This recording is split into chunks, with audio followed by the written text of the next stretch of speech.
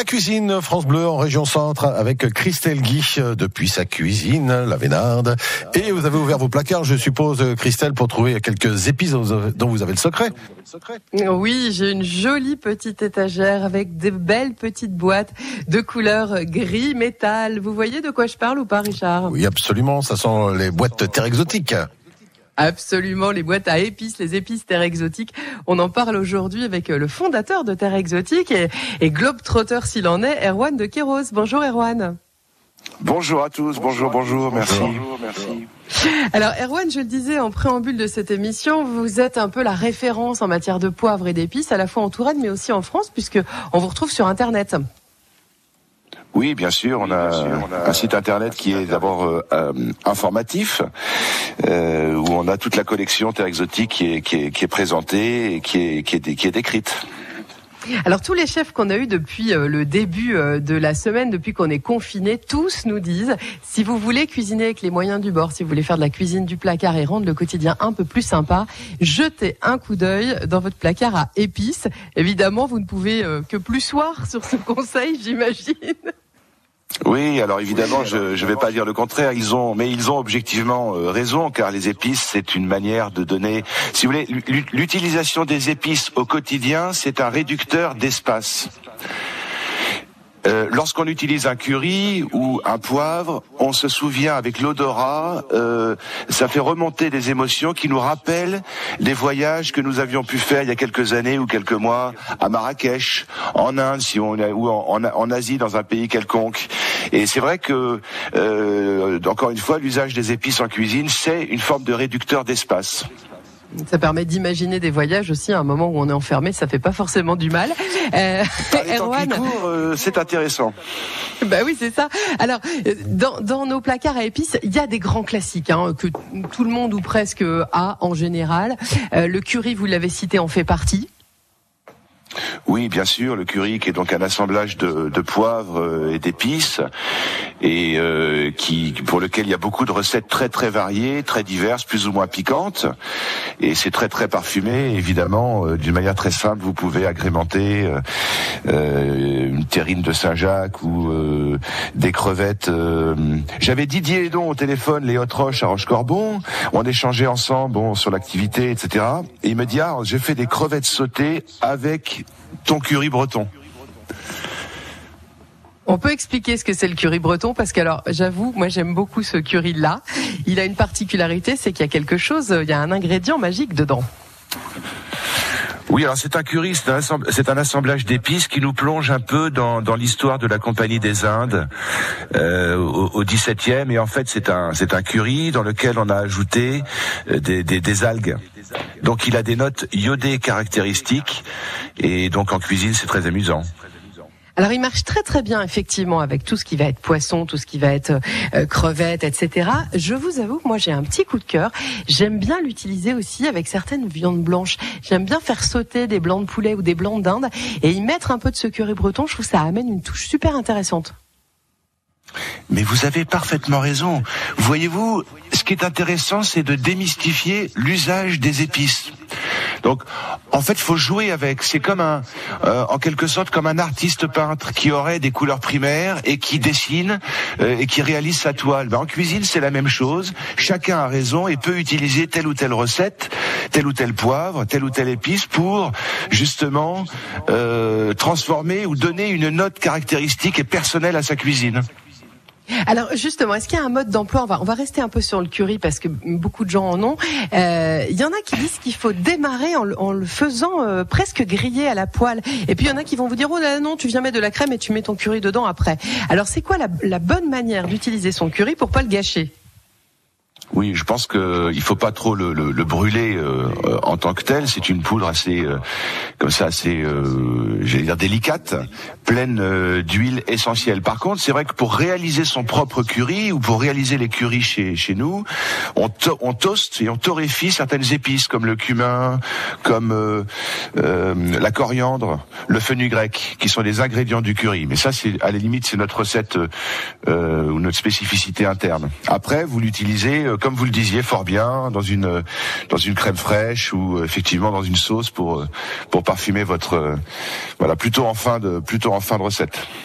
Ouais, là, ça va améliorer vraiment le quotidien. C'est ça aussi. L'idée, c'est de changer un peu de goût parce qu'on a peut-être fait un peu des stocks où on a mis au congélateur un peu de viande blanche, par exemple, et au bout d'un moment, les manger toujours de la même manière, ça devient lassant, en fait. C'est ça. Et justement, là, vous apportez des clins d'œil, c'est vrai, des caractéristiques et encore une fois, voilà, une notion de découverte et de voyage. Bon, il y a beaucoup de currys différents. Il y a autant de currys que de familles indiennes. Vous voyez. Ah, donc si en plus on a investi dans plusieurs currys, et du coup on va pouvoir on va y revenir dans un instant, Erwan de Queiroz, avec peut-être d'autres épices qu'on a sur nos étagères et dont on ne sait que faire. Exactement, on cuisine les épices que l'on a à la maison et si on n'en a pas ou pas suffisamment, en tout cas ça donne déjà des idées de voyage. Grâce à vous Christelle Guy et Erwan de Queiroz de Terre Exotique. Pour en parler avec nous et comment cuisiner toutes ces épices, un grand spécialiste, Erwan de Queiroz de Terre Exotique et Christelle Guy qu'on va retrouver dans un instant. Erwan de Queiroz, j'ai un petit défi pour vous si vous le permettez. On a beaucoup parlé des pâtes ces derniers temps. Qu'est-ce que vous nous conseillez justement comme épices pour agrémenter ces fameuses pâtes? Ah, écoutez, il y a des assemblages par usage. Par exemple, alors bon, c'est un peu particulier, l'assemblage du poissonnier.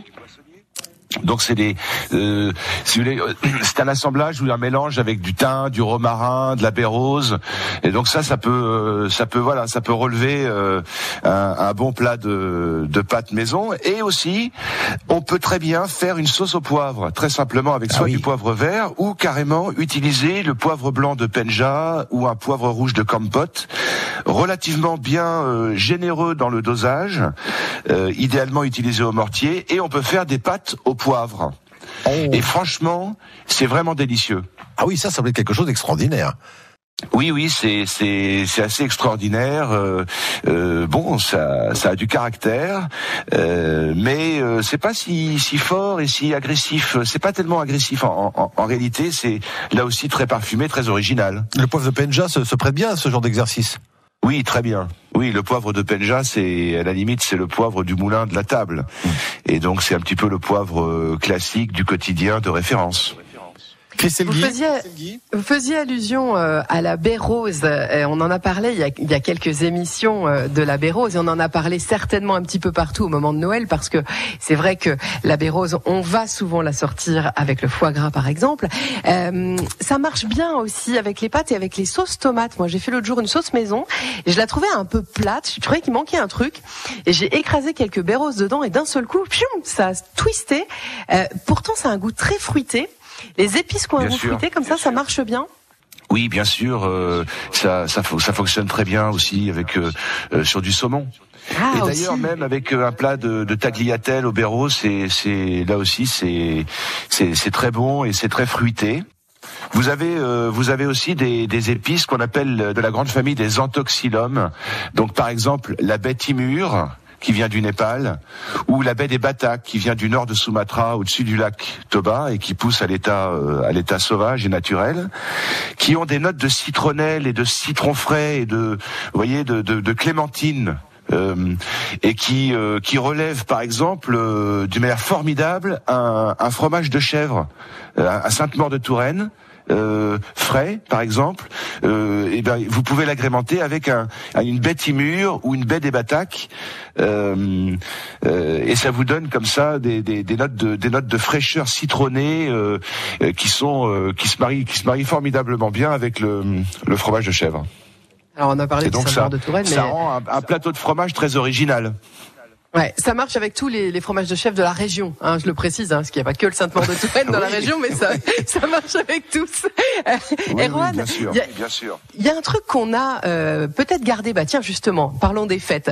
On a peut-être dans nos placards, vous savez, alors à la fois la cannelle, mais aussi cet assemblage pour pain d'épices. Vous savez, on en achète parce qu'on se dit, je vais faire des biscuits de Noël, chouette. Donc on va en utiliser une fois, genre une cuillerée à café, et après on a ça dans le placard. Comment on peut l'utiliser, notre mélange pour pain d'épices, dans d'autres préparations? C'est possible ou pas? Bien sûr, c'est possible. Vous pouvez l'utiliser d'une manière générale dans tous les desserts. Par exemple, vous agrémentez une salade de fruits.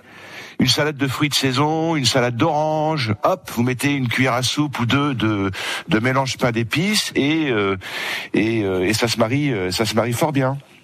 Ah on parlait justement hier d'améliorer un peu nos boîtes de conserve et notamment nos conserves de fruits. Alors là, ça va être l'idéal. Vous pouvez, au dernier moment, sur une côte de veau à la poêle, paf, un petit peu de mélange pain d'épices. Et voilà. Encore une fois, l'idée c'est de démystifier l'usage des épices et de les rendre quasiment un petit peu présentes dans son quotidien. Contrairement à ce qu'on peut imaginer dans l'imaginaire collectif, qu'on peut penser, c'est que les épices ce n'est pas agressif, ce n'est pas piquant, ce n'est pas des piments. Et donc c'est avant tout du parfum.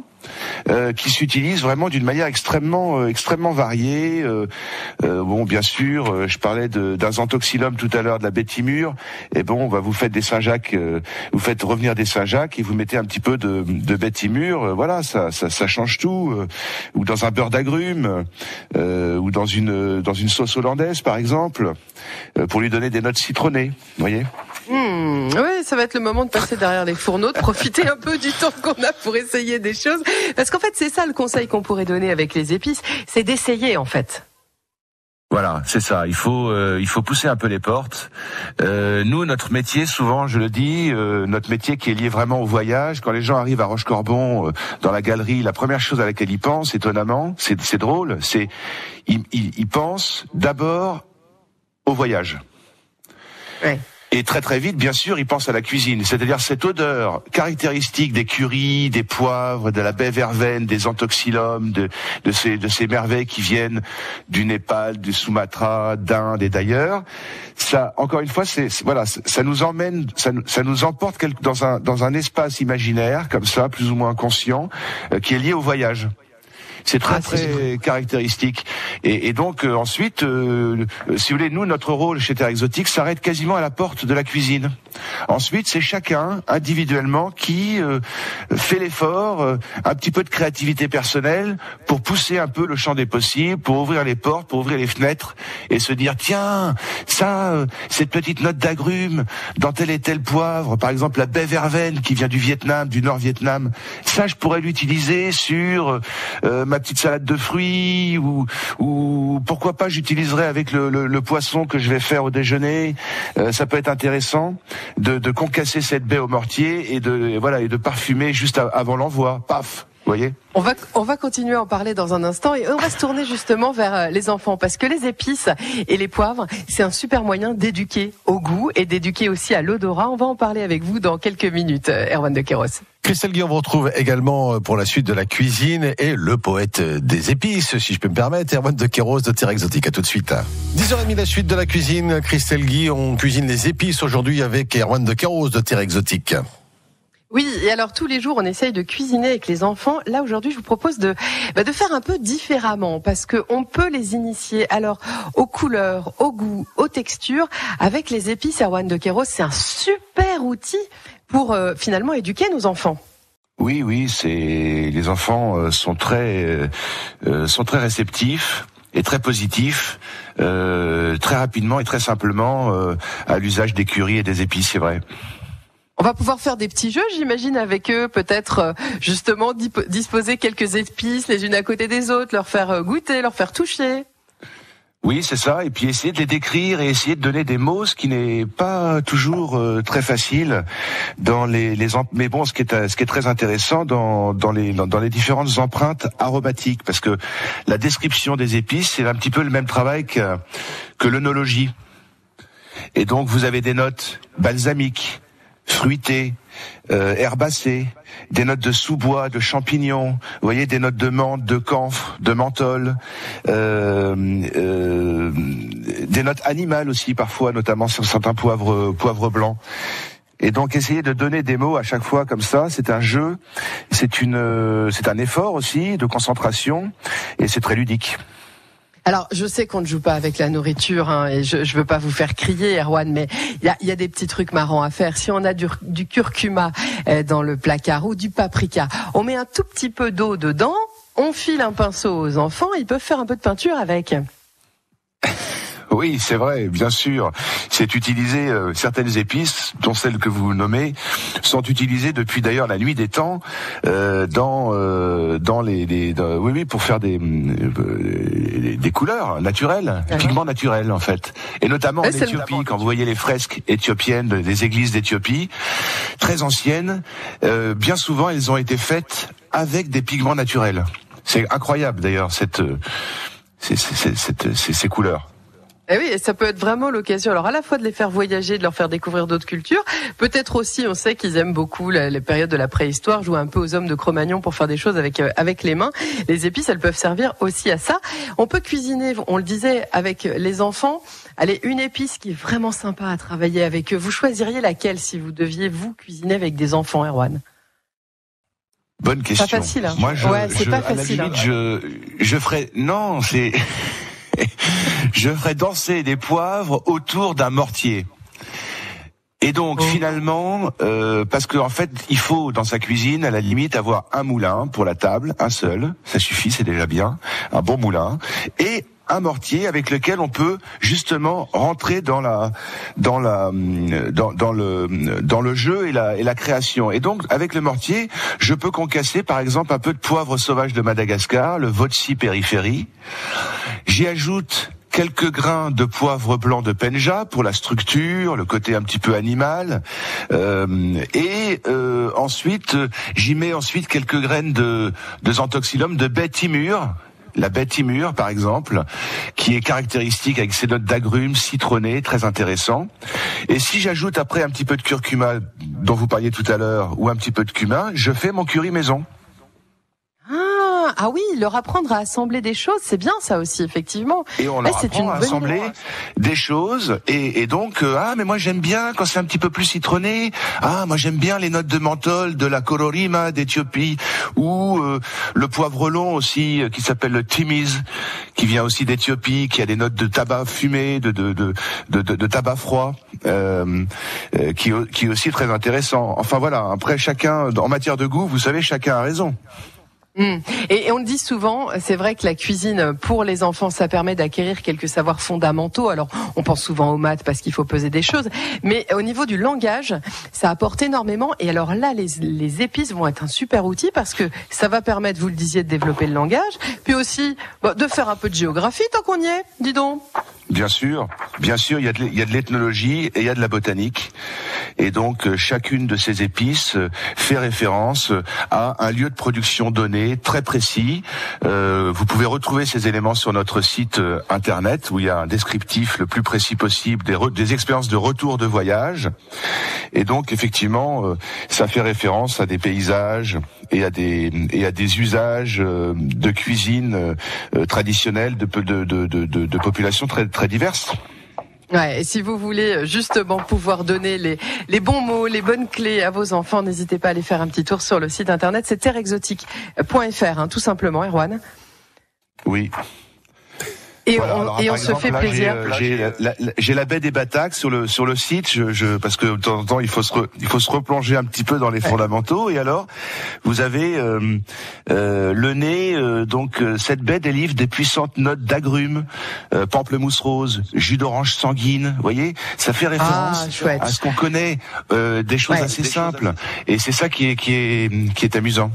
N'hésitez pas à aller faire un petit tour en tout cas sur le site internet, sortez vos épices du placard, faites-vous plaisir, faites des expériences. Erwan de Queiroz, merci d'avoir été avec nous ce matin pour nous faire voyager, à très bientôt.